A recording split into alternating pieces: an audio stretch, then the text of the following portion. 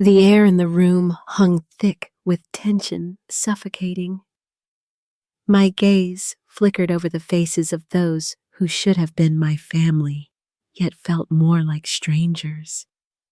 I had always been the quiet one, the invisible piece at the table. But today, I was something different, something no one could ignore. Thanksgiving, a holiday meant for gratitude, had turned into something grotesque. The clink of silverware was replaced by the sudden icy silence that followed my sister's words. "Layla, we've decided you are no longer part of this family." The words hung in the air like a poison spreading through the room, infecting everyone in its path. I could feel the weight of their laughter, each snicker, each joke, each sympathetic glance from my mother. It was all a performance, a script they had all memorized. Aunt Carol's whistle cut through the tension. Luke, of course, raised his glass in a toast to something I couldn't quite understand. But the worst part, my father, his silence was more cutting than any sharp word could be. He didn't even look at me as he muttered, "Maybe this is for the best." A strange numbness began to settle over me, a sharp contrast to the fire building inside. I wasn't sad. I wasn't even disappointed. I was enraged, furious beyond belief that they thought they could discard me like this. My heart pounded as I slowly stood the scrape of the chair against the floor, the only sound in the otherwise suffocating silence. I looked directly at Vanessa, whose victorious smile was already stretching wide across her face, proud of the cruelty she had orchestrated. "You actually planned this?" I said, my voice colder than I'd ever intended. Her smile wavered, but she maintained her posture, hands clasped tightly in front of her. "You've always been a thorn in everyone's side, cold, distant acting like you're better than us." She shot back her words, dripping with disdain. I didn't respond at first. I just slowly nodded my eyes, never leaving hers. My hand went to my purse, pulling out a thick folder that landed softly on the table. The sound of it was deceptively gentle, but it sliced through the tension like a blade.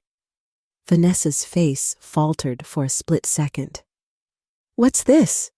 she asked, her voice tinged with confusion, but also a hint of something darker, a suspicion I didn't answer. Instead, I locked eyes with her, leaning back in my chair and crossing my arms. "Why don't you take a look?" I said. The moment she flipped the first page, I saw it, her smile cracking her eyes, widening in disbelief. The transformation on her face was instantaneous. Her hand trembled as she turned to the next page. And then she shrieked. The sound was so sharp, it startled Ellie into tears. Joel, her husband, lunged for the folder, his face pale as he quickly scanned the papers. Is this real?" His voice cracked, and I nodded. Every number, every message, every lie. The room was suddenly frozen. My mother stood up, ready to defend her daughter. But I was already ahead of her. I wasn't finished. I stepped forward, the floor creaking under my weight, and placed another set of papers in front of my father. "These are for you." I waited as he picked them up. His hands barely touched them, but I could see the tremor in his fingertips. He didn't look at me. Not yet, but I knew he was reading. Every detail, every transaction. "And for you, Mother," I said, not letting the weight of my words sink in just yet. "Here's a screenshot of the $200 you asked me to wire for your urgent credit card debt." Her face flushed, the defense rising to her lips, but I cut her off, voice sharp as glass. "Not one of you ever apologized. None of you ever considered paying back a single dollar."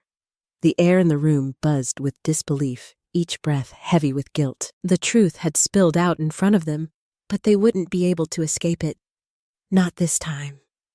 The room was suffocating, each breath thick with tension, each movement measured. I could feel their eyes burning into me, searching for a crack, a weakness, something they could use against me. But there was nothing I had long ago learned. The art of silence, of waiting. And now it was my time. My time to let them see, truly see who I was. Not the quiet, compliant woman they thought they knew, but someone sharper, someone who had been watching, remembering, preparing. "You want me silent?" I began, my voice even, but it carried weight. "You want me compliant, because I'm single, childless, and never complain, because I'm just a walking wallet to all of you." Luke shifted uncomfortably, his words stumbling out in an attempt to shift the blame. "Layla, maybe we shouldn't have clapped. We didn't realize it was this serious." I turned to him, my gaze cold but calculated. "You clapped when I was kicked out of the family. You laughed when Vanessa insulted me in front of Ellie. You stayed silent every year while I supported everyone, so don't pretend to be innocent now." His words fell silent against the weight of my accusation. I pulled out my phone, opened the voice recorder, and hit play. The room was filled with Vanessa's voice, clear and cutting. "She always acts so righteous. Cut the money and watch her fall apart. No one loves her. No one misses her." My mother's laughter followed, light and mocking. I stopped the recording, placed the phone on the table, and watched Vanessa's face drain of color. She was caught. "Exposed. You were spying on me," Vanessa hissed, her voice cracking. "No," I replied, calm, almost bored. "But you accidentally sent that recording to Laura while gossiping, and she forwarded it to me." "I've kept it because I don't forget." I turned to my father, then my voice lower, more deliberate. "You saw everything, heard everything, but you looked down in silence. The silence that followed was deafening." Vanessa's fists clenched, and she sneered. "You're scary, Layla, who hoards this much like a paranoid freak."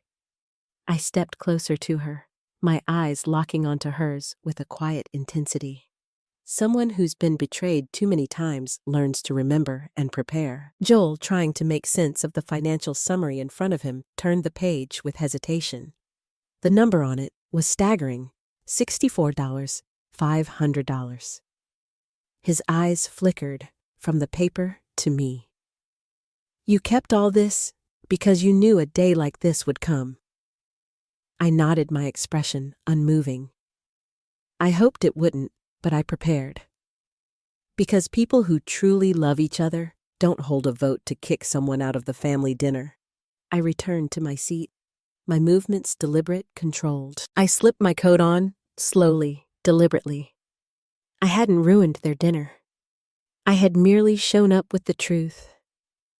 As I turned to leave, I heard Joel's voice, soft yet heavy with something darker. "Layla, I need to know more. Is everything in that folder true?" I paused at the door, my hand hovering over the doorknob. They wanted details. Fine. I turned, walked back to the table, and took the folder from Joel's hands, laying it open in front of everyone. "Let me walk you through it," I said, my voice steady, controlled. I flipped a page, revealing a litany of screenshots, transfers, confirmation emails, and texts. $81,200. I said, my voice cutting through the quiet like a sharp blade. Over 5 years, $9,000 for Vanessa and Joel to open a nail salon that shut down after 4 months. $5,600 for a new car for Dad because his old one couldn't make it to work anymore. $3,200 for Mom when she said her credit card was hacked, then posted check-in photos at a Tahoe resort. I could see my mother's eye twitch, but she didn't speak. Luke shifted uncomfortably, avoiding my gaze. I kept going.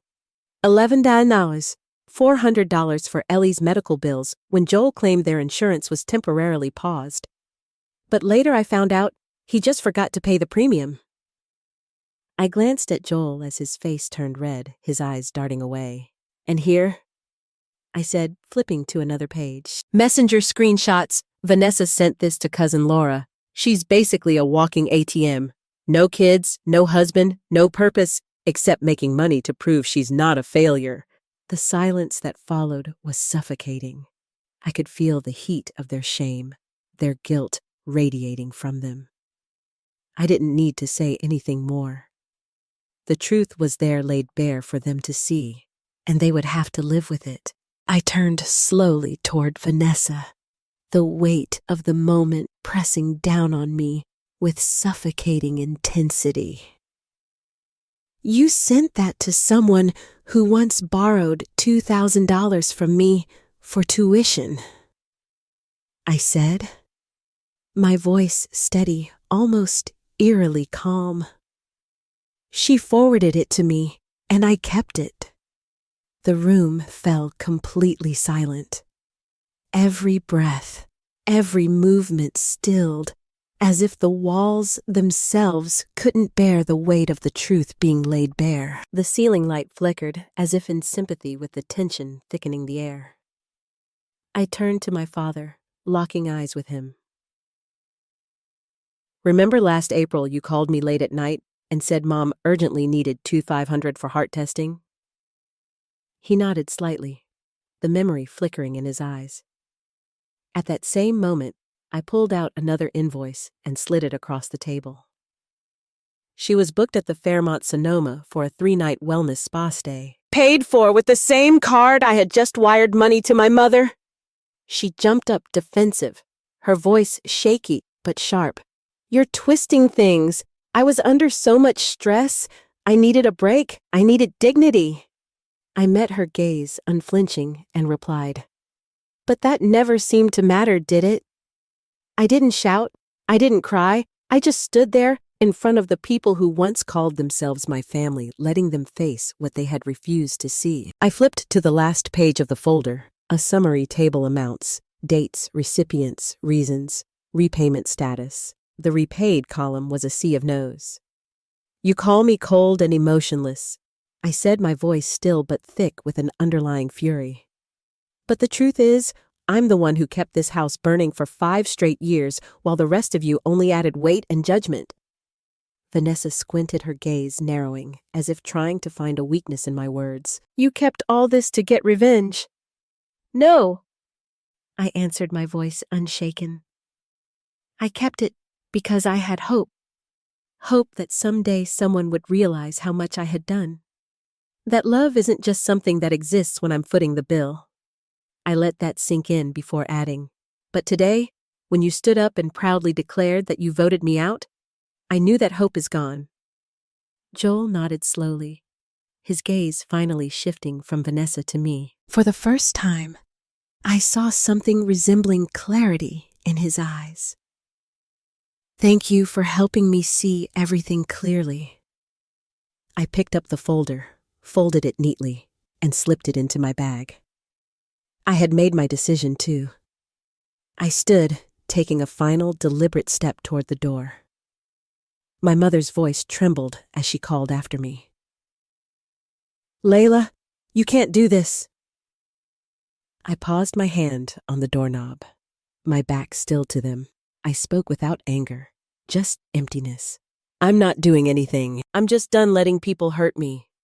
But as I reached the door, Joel's voice called out again, quiet but insistent.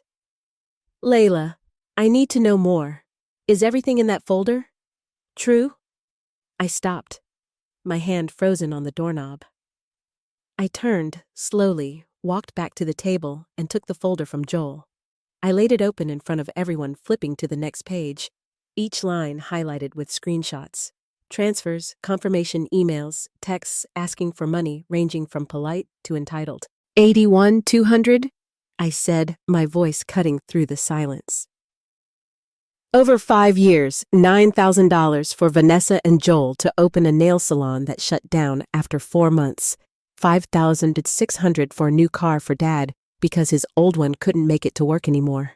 $3,200 for Mom when she said her credit card was hacked and then posted check-in photos at a Tahoe resort.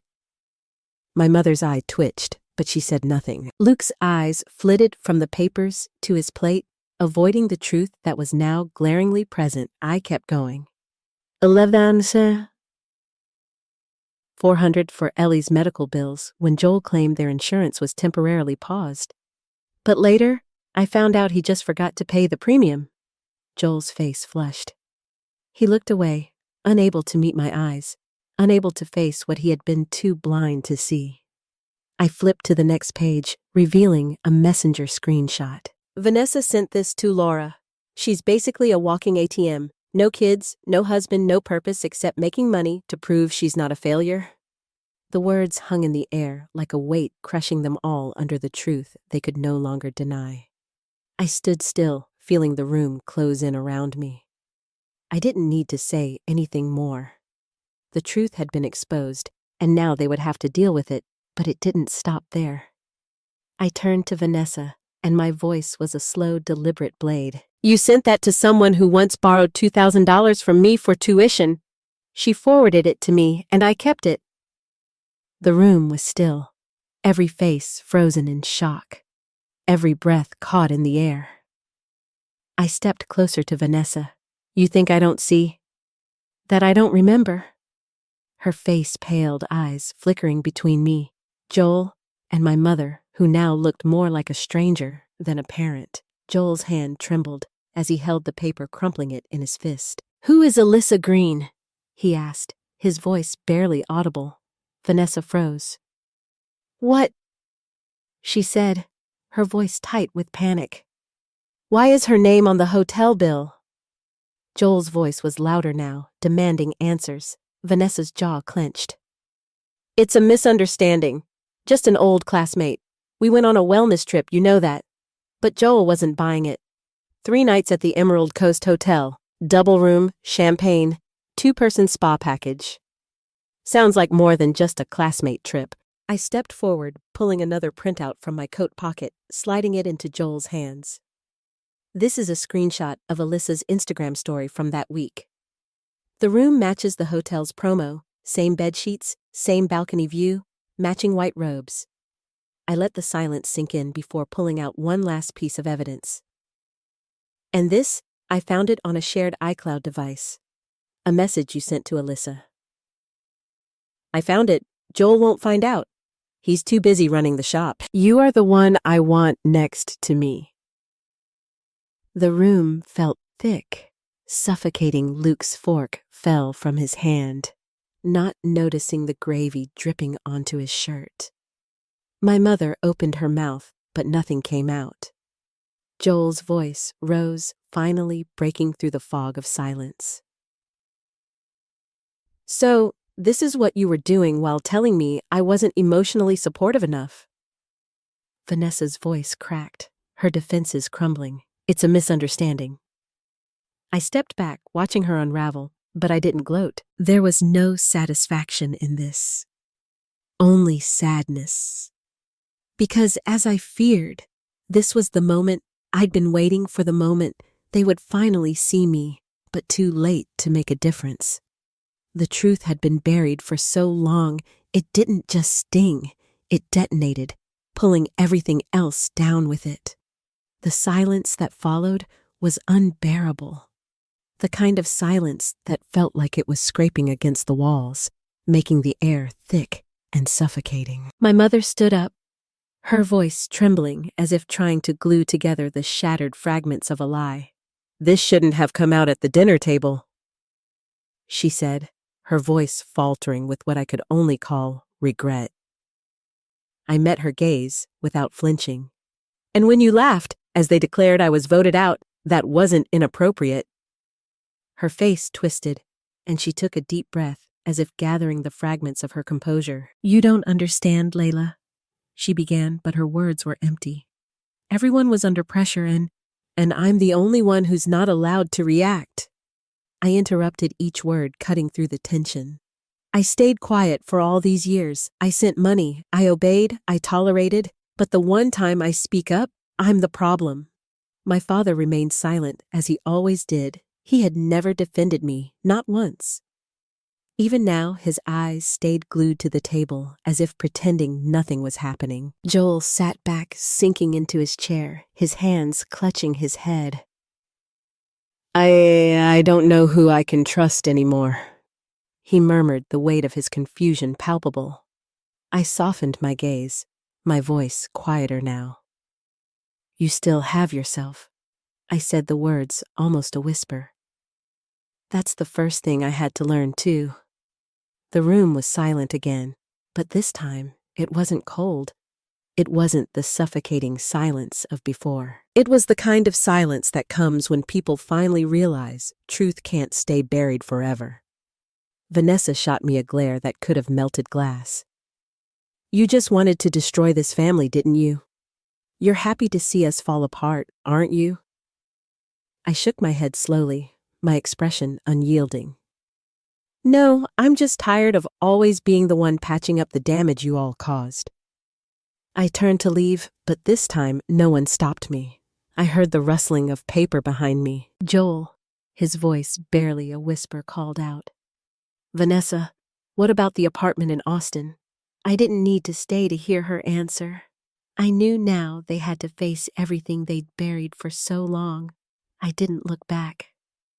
My hand hovered over the doorknob, and then something made me pause. Not regret, just one last thing I had put off for far too long. I opened my bag and pulled out a large cream-colored envelope. It had nothing written on it except a small note in the corner. The day has come.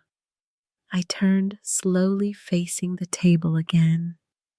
My expression was no longer angry, but resolute. I placed the envelope in the center of the table, letting the finality of it sink in. So you won't need to call, text, or write me asking for help ever again, I said, my voice cutting through the air like a sharpened knife. My mother frowned, her voice shaking with disbelief. Layla, what is this? Read it, I replied. Joel picked up the envelope, pulling out the stack inside. I watched as his expression shifted, his eyes widening as he flipped through the pages, and then he looked up at me, stunned. You already signed everything. I nodded, my gaze unwavering. I've officially revoked all legal authority tied to anyone in this family, from financial power of attorney to emergency medical contact, everything. I turned to my mother, my voice colder now. I'm no longer listed on your medical forms. I'm no longer the one the hospital calls if you're admitted. And I'm no longer the guarantor if something happens to Dad. She shot up from her seat, the color draining from her face. What are you saying? That's your right and responsibility as a family member? No. I said, my tone calm but final. It used to be my responsibility, back when I believed I was still part of this family. But you all voted, remember? I'm not family anymore. Luke stood up, his voice uneasy, but filled with a sense of impending judgment. Layla, you're going too far. I let a faint smile tug at the corner of my lips. I'm just doing what you all always wanted, making things clear. No ties, no obligations. I turned to my father, whose face remained frozen in its usual unreadable expression, but his eyes, hollow and distant, couldn't escape me. You once said I worked like a machine, emotionless. But did you ever wonder why? He didn't respond. He simply stared into the now cold glass of water in front of him, retreating further from the reality of the moment. You can't do this. My mother's voice trembled. You are my daughter, no matter what. Family is still family. I shook my head, my eyes unwavering, steady, and eerily calm. No, Mom. Family is where people protect each other, not where they hold secrets. And with that, I turned and walked out, leaving them to face the truth that they had long avoided. The room still echoed with the weight of their silence, but this time I had no intention of allowing them to fill it with their demands or their lies. I stared at Vanessa as she stood abruptly, her finger pointing at me in accusation. You act all righteous, but you're just trying to control everything. You like having the power, don't you? I met her gaze, calm but resolute. Wrong, Vanessa. I'm not trying to control anything. I'm reclaiming my freedom, my right to live without being dragged into a cycle of demands, pretenses, and lies. Joel, his voice a quiet realization, spoke up for the first time as if he was waking from a long sleep. So from now on, you're no longer involved with them at all. I nodded, the decision final, both on paper and in my heart. I stood up slowly, picking up my coat and heading for the door once again. This time, no one said a word. No one stopped me, not a single word, to keep me there. The door opened, and the early winter wind of Portland stung my cheeks, but I didn't flinch. For the first time in years, I carried no weight on my shoulders. I stepped outside my shoes, sinking slightly into the damp grass, the air fresh from the rain. The wind rustled the maple tree on the porch, like the house itself was sighing, finally witnessing someone choosing to leave instead of sitting through more of the same. I walked to my car, climbed in, and shut the door. When I glanced into the rearview mirror, the house I once called home looked different. It was still pretty on the outside, but it was rotten within. I fastened my seatbelt, started the engine, and drove away, not looking back. 2 days after Thanksgiving night, my phone started buzzing nonstop. The first message was from my mother. You can walk away, but you'll always be my daughter. Don't make this harder than it needs to be. We can work things out if you just open your heart. I didn't respond. I didn't delete it either. I left it there as proof of a familiar pattern. When they needed something, I was suddenly their precious daughter again. That afternoon, I received a call from an unknown number. No name. No label.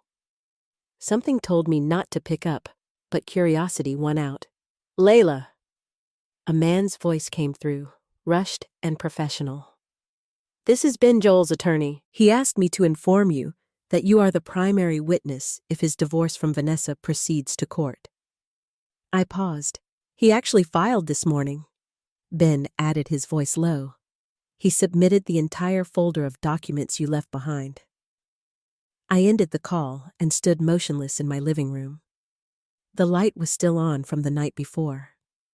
A photo of me and little Ellie from our hiking trip 3 years ago sat on the TV stand. I remembered that day vividly. Vanessa had been away on one of her weekend spa trips, so I took Ellie instead. She smiled the whole ride back. Now I wondered, was it really just another spa weekend, or was it just another lie? That evening, I received a text from Luke. Layla. I didn't know. Things were that bad. I'm sorry for not speaking up. I was scared, but I know you were the only one who ever truly helped this family. There was a smaller, hesitant line underneath. Our cousin just lost his job. Any chance you could help cover his rent for a few months? I locked my screen. My heart didn't ache like it used to. It was just a dull exhaustion. The silence that followed no longer scared me. It had become a shield, one that protected me from apologies with strings attached. On the 4th day, I received an email from Natalie. Yes, my sister. She had never used such formal language in years. Layla, regardless of what happened between us, I hope you remember that others are affected too. Joel left the house. Ellie keeps asking where he is. Mom cries all day. I'm not asking for anything. Just hoping you can reassure the family. They won't survive if you keep ignoring them. And then a small PS at the bottom. Mom's having issues with the mortgage. The bank requires a cosigner to avoid foreclosure.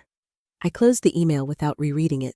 I'd learned this lesson. A real apology doesn't come with a request. On the 5th day, I received a voicemail from my father. I had never saved his number, but that gravelly, dry voice was unmistakable. Layla, you've gone too far. Your mother can't sleep. Vanessa's in a panic. You should come back. Talk like an adult. Don't let a small thing turn you into a stranger. Small thing. I thought the bitterness rising $78,000 being voted out of the family, Walking away from betrayal, insults, and being used like a tool. these were small things. I didn't reply. But I didn't delete it either. I kept everything just like they kept convincing themselves that I was wrong simply for walking away.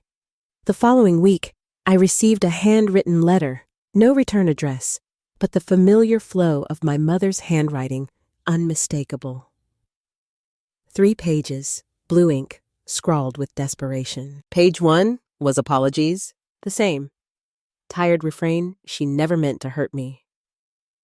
Me. Page 2 was updates, Dad's back problems flaring up again. Vanessa had been left by Joel. Ellie was crying for me every night. And then came page 3, the offer.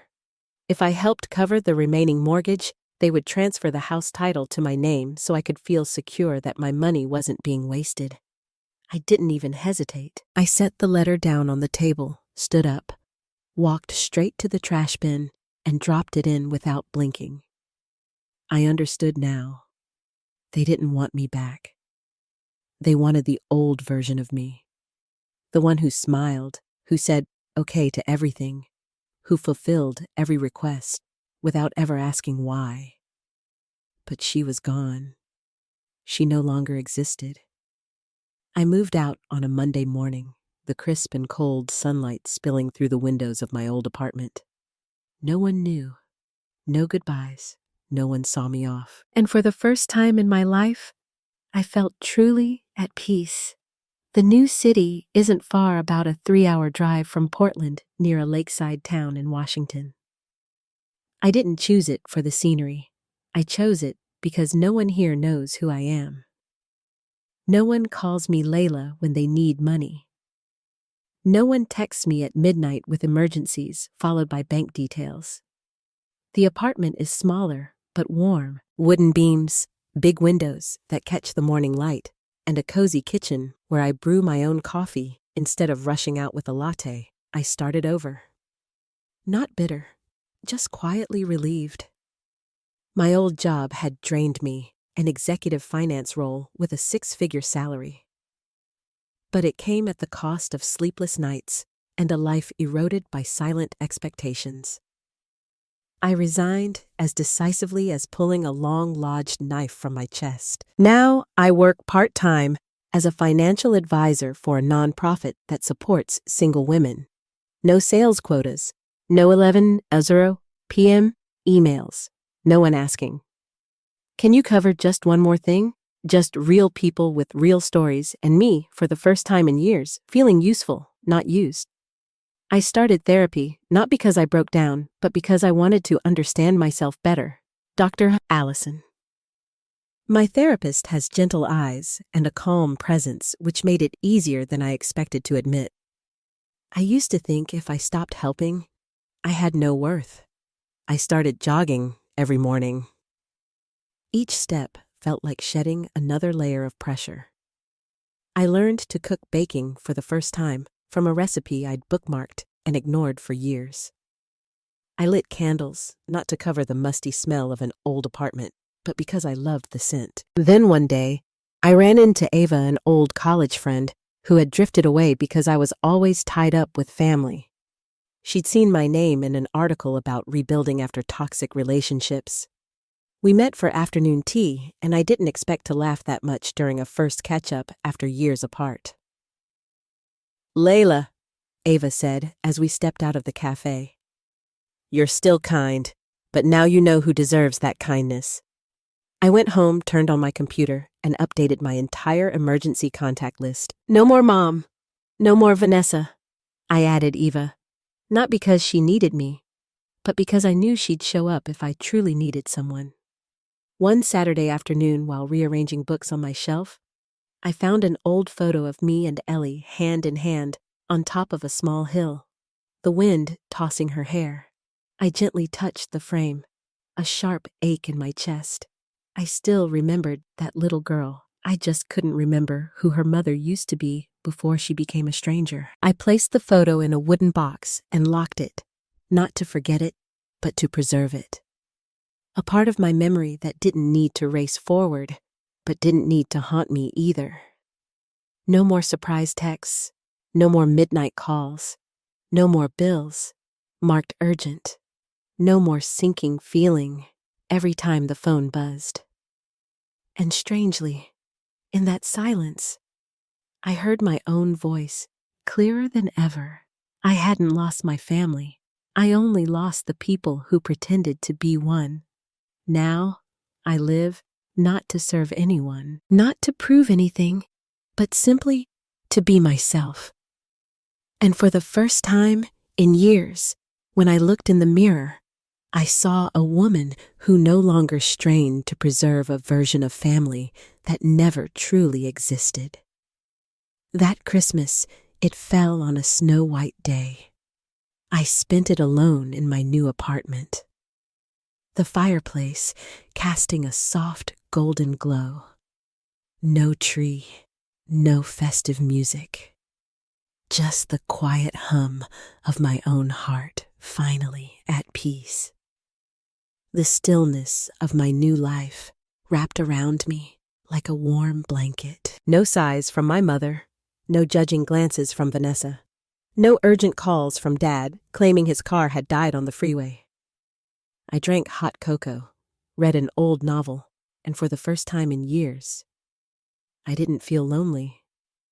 I felt peaceful. On the morning of December 26th, I found a handwritten letter in the communal mailbox. No return name, but the neat round handwriting was unmistakable. It was from my mother. I didn't open it right away. Instead, I left it on the table for 3 days under the warm lamp beside the sofa as a test of my resolve. Then, on New Year's Eve, I opened it. The first page was sickly sweet, a plea wrapped in soft words. She wrote that she couldn't stop thinking about me, that this year's Christmas felt cruelly cold without me at the table, without anyone to slice the pumpkin pie just the way Dad liked it. The second page shifted tone, the sweetness slowly draining into something darker. Vanessa's really struggling. Sweetheart Joel finalized the divorce. The bank has sent notice to seize their apartment. Ellie's affected. She misses Aunt Layla. She doesn't understand why you disappeared like that. The final page turned into a plea. Your father's health is declining. I just took him for an MRI, and the results weren't good. We need a little help to cover what the insurance didn't. I hate to bring up money, but you're the only one still standing strong in this family. I folded the letter without a word. I didn't need to say anything. I sat there, listening to the ticking of the clock and the distant crackle of fireworks on New Year's Day. The letter had become a pattern I could no longer ignore. A cycle of need and guilt, demands wrapped in a veil of concern. I got a message from Luke soon after. Happy New Year. Layla. No matter what, I hope you're healthy and doing well. By the way, Vanessa asked if you know anyone renting a 2-bedroom apartment. Cheap would be fine. You know she's going through a tough time. I didn't reply. By mid-January, another envelope arrived. This time, it was from Dad. The handwriting was slanted sharp.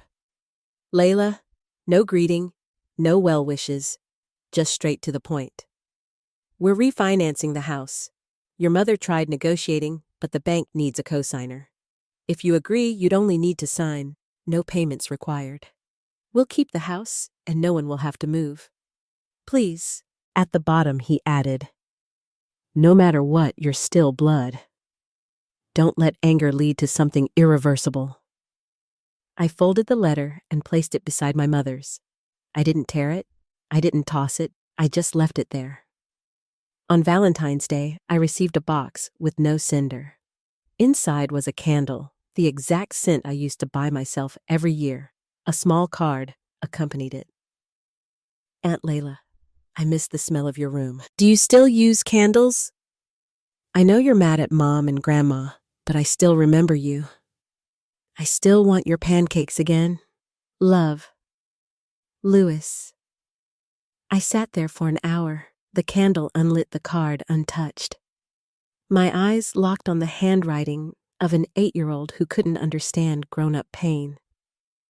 I loved Ellie. I had never said it out loud, but I loved her with a tenderness I never dared give myself. But I also knew this. I couldn't soften my heart for a child, only to be dragged back into an old loop where every emotion became leverage and every act of care turned into a financial burden. They weren't remorseful. They were short on money and short on me. The version of me who nodded, wired funds, and smiled through being labeled different. She wasn't coming back. I wasn't that person anymore. I didn't hate them, but I had stopped trying to be loved by people who saw kinship as emotionalized debt collection.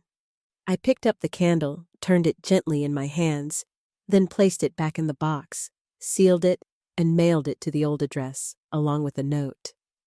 I still use candles, but I don't live in the dark anymore.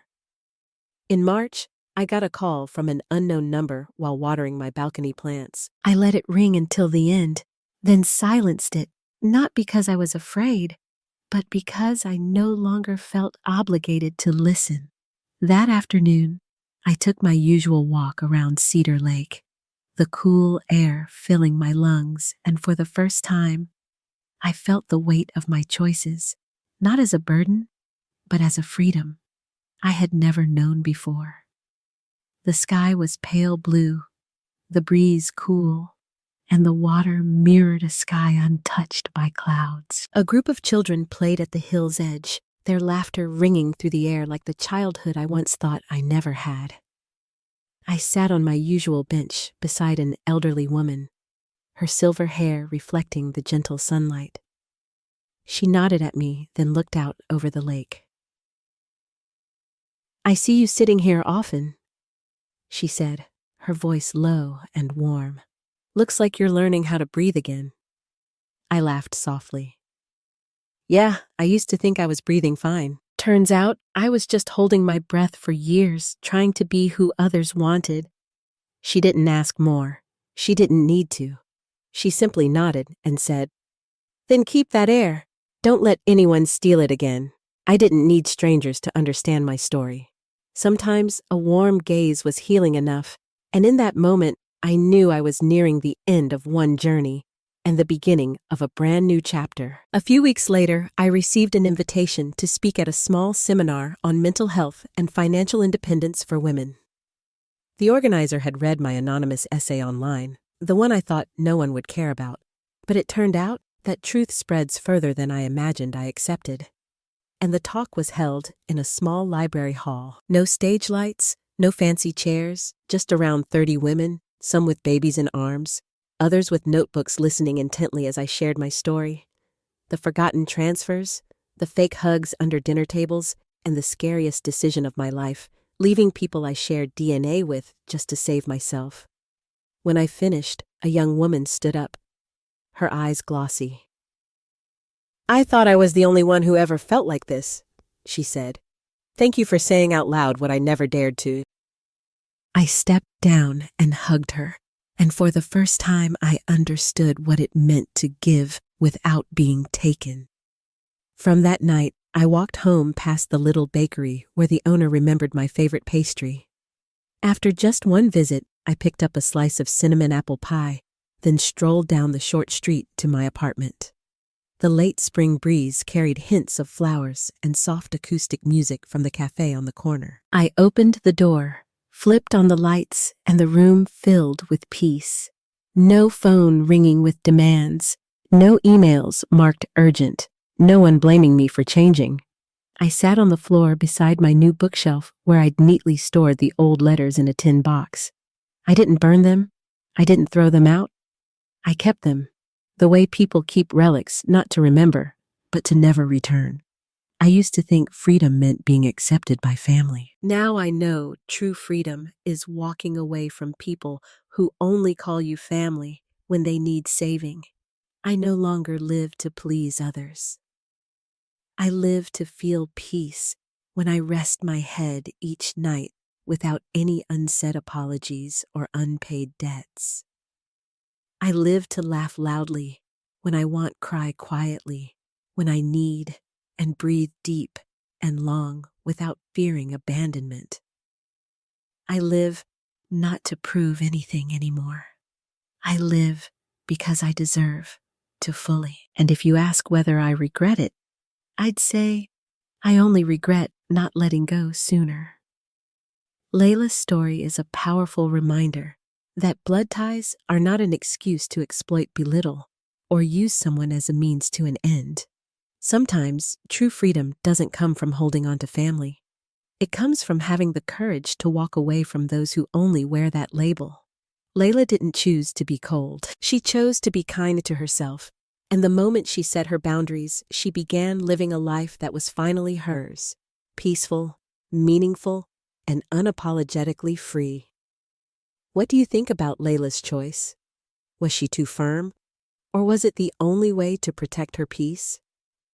Share your thoughts below, and don't forget to follow the channel for more powerful family stories.